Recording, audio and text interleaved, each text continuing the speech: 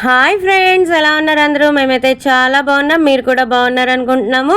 ఈ సమ్మర్ సీజన్లో దొరికేటటువంటి ఇంకొక ఐటమ్ ఏంటంటే పచ్చి జీడి గింజలు. ఈ పచ్చి జీడి గింజలు అనేవి ఈ సమ్మర్లో బాగా దొరుకుతాయి. మా ఊళ్ళో బాగానే దొరుకుతాయి, ప్రతి షాప్స్లోని ఉంటాయి, ఇంచుమించుగా కూరగాయల షాపుల్లోని.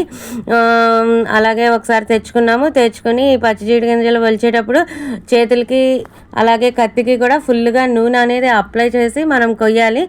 లేకపోతే ఆ రజన్ లాంటిది కోసేటప్పుడు అవి మన ఒంటి మీద చిందిని అంటే స్కిన్ అది కూడా నల్లగా వచ్చి పొరల్లాగా వచ్చేస్తుంది. అది కోసేటప్పుడు మాత్రం కొంచెం జాగ్రత్తగా కొయ్యాలి. అందరూ ఎంత జాగ్రత్తగా తీసుకున్నా నాకైతే 2-3 చోట్ల అయ్యింది. అలా ఒలిచేసుకున్నాక వంకాయలు కోసేసాము. ఈ వంకాయలు కోసేటప్పుడు వాటర్లో కొంచెం సాల్ట్ వేసి వంకాయలు కోసామనుకోండి కలర్ అనేది చేంజ్ అవ్వదు. అలాగే ఆ తర్వాత మూకుడు పెట్టుకున్నాము, తాలింపు వేసిన తర్వాత పచ్చిమిరపకాయ ముక్కలు వేసి ఆ తర్వాత అవి వేగిన తర్వాత వంకాయ ముక్కలు కూడా వేసేసాను. ఈ వంకాయ ముక్కలు కొంచెం సేపు మగ్గనిచ్చాను.